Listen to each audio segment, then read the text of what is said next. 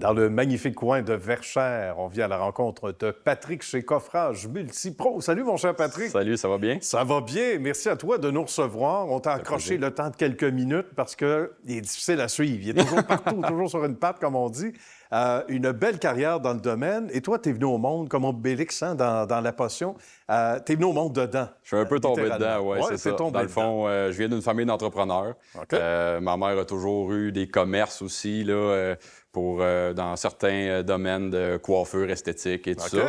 Puis mon père a été entrepreneur général toute sa vie. Donc, la construction, là, j'en fais depuis que je suis tout petit. On va expliquer ce que c'est que le coffrage, parce que c'est la base de tout, mais il y a des gens qui entendent le terme, puis ça va où sur une maison, ça, le coffrage? Ça va en dessous, généralement. Ben, tu sais, nous, on fait plus ou moins des travaux résidentiels. On fait quelques maisons par année, mais sinon, on va être plus dans le commercial, l'industriel, ces choses-là.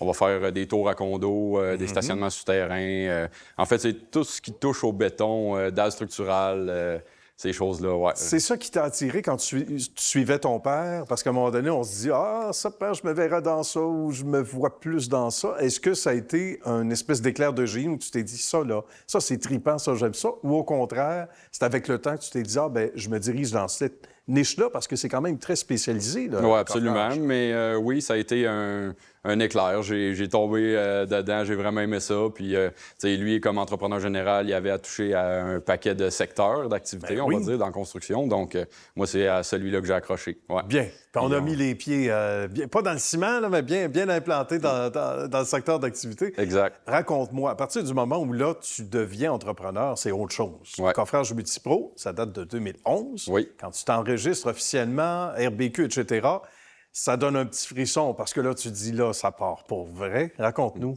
tes premiers jours, premières semaines. Bien, ça a bien été. C'est sûr que ça n'a pas commencé l'entreprise qu'on a aujourd'hui, dans le fond. Là. Donc, on a commencé avec des plus petits projets. Puis, de fil en aiguille, on a eu un peu des partenariats avec des entreprises, aussi des partenaires d'affaires qui sont devenus nos clients, des gros clients qu'on a. Fait qu'on s'est entouré de bonnes personnes, on s'est entouré de bons clients, on a développé notre marché, puis... Oui. Ouais. Et la famille s'est agrandie avec le temps aussi. Absolument. Parce qu'à un moment donné, est venu un jour, peut-être nous dire à peu près à quelle année ou si c'est frais pour toi l'esprit, ou même si ça fait déjà longtemps, 2011, mais à partir de quand tu as pu avoir plus d'un chantier en même temps? Ça aussi, c'est un signe que ça progresse beaucoup, là. Bien, c'est sûr comme entrepreneur, j'ai toujours eu un peu la maladie de ne pas être capable de dire non. Ah, fait que j'ai souvent eu beaucoup de chantiers en même temps. Ah oui. Mais où est-ce que la structure vraiment s'est développée, puis on a engagé plus de personnes, puis mis des choses un peu plus en place pour en gérer plus et plus gros. Je vous dirais que ça fait environ 4-5 ans. 4-5 ans. Ouais, donc, là, on a l'impression, l'expression qui dit on a vraiment atteint un autre niveau, un autre palier. Et ça aussi, des fois, ça fait peur, hein, parce que tu as une croissance d'entreprise, mais tu dis je vais être aussi efficace qu'avant. Ouais. Avec la belle qualité ou le défaut, diront certains, comme tu dis, de pas savoir dire non, ben il faut répondre, puis visiblement, tu as toujours bien répondu à l'appel. Absolument, donc, c'est ce qui fait que le référencement est là. Puis ça, c'est ce qui vient souvent avec le titre de ton entreprise, avec le nom de l'entreprise. Raconte-moi à quoi ressemble une semaine type en ce moment, parce que c'est ça. Dans plusieurs chantiers, tu peux en avoir jusqu'à combien en même temps aujourd'hui? Bien, on en donne en sous-traitance. On a un paquet, on fait de la finition de béton, de la pose d'armature, du coffrage. T'sais, nous, on a 6 équipes à l'interne. OK. Puis après ça, bien, on a des partenaires avec qui on fait affaire, à qui on donne de l'ouvrage un peu occasionnellement. Fait que, je vous dirais environ une dizaine de projets simultanément tout le temps. Là. On n'a pas peur de l'ouvrage. Non, c'est ça, exactement. On n'a pas peur de l'ouvrage et évidemment de tout ce qui vient avec. Et ça, quand tu regardes un petit peu en arrière, est-ce que c'est un peu ce que tu avais prévu? Parce que des fois, un entrepreneur, on se lance, on se dit, bah, j'espère dans quelques années, comme la vieille expression, où tu te vois dans 5 ans? Je sais pas, je me vois pas là. Exact, ouais. Ou je me vois à tel niveau. C'est difficile de prédire. Toi, est-ce que c'était un peu un plan de match de dire, ben moi, j'aimerais savoir être capable de remplir 5, 6 chantiers en même temps ou pas?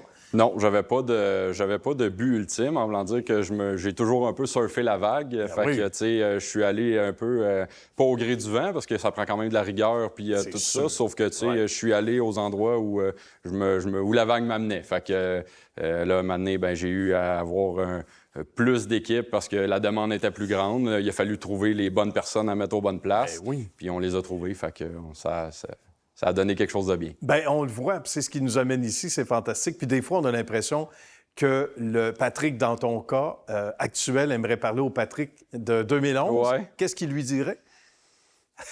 De Bonne question. pas désespérer, que ça va bien se passer, Ah oui, puis hein? que, dans le fond, il y a des belles choses qui t'attendent. Et tu sais que c'est un peu ça aussi le mandat de l'émission. Il y a un paquet de gens qui nous regardent, et ça, c'est des témoignages qu'on apprécie énormément, avec beaucoup de chaleur, qui nous avouent que, évidemment, nos invités, souvent, les ont inspirés. Il y en a qui se lancent en affaires grâce à des gens comme toi à l'émission, et c'est assez fantastique.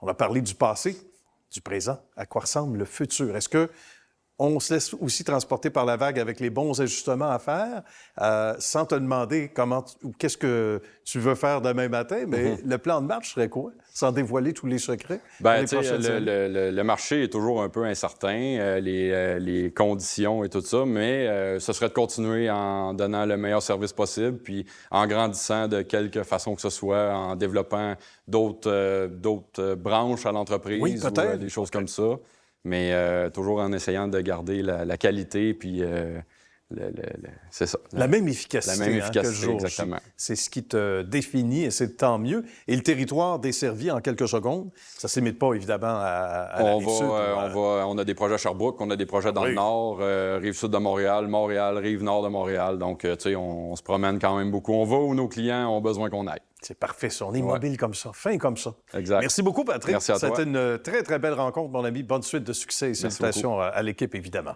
À bientôt. Parfait.